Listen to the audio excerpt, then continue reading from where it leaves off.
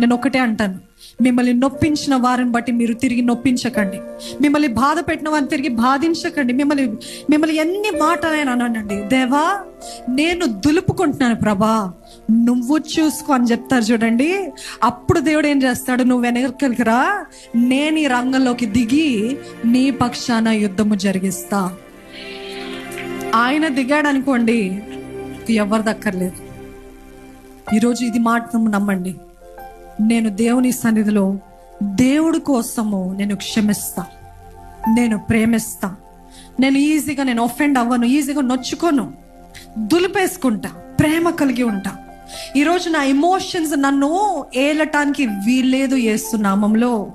ఈరోజు ఈ ఎమోషన్స్ ని వాడుకొని అపవాది నన్ను ఏలటానికి వీల్లేదు యేసు నామంలో. నా కుటుంబంలో నేను నెమ్మది కలిగి ఉంటా, నా కుటుంబంలో నేను సమాధానం కలిగి ఉంటా, నా కుటుంబంలో నేను ప్రేమ కలిగి ఉంటాను. నా కుటుంబంలో ఈ రోజు నుండి ఇంకో పరలోకంగా మార్చబడును గాక. ఆ రీతి ఉందాం.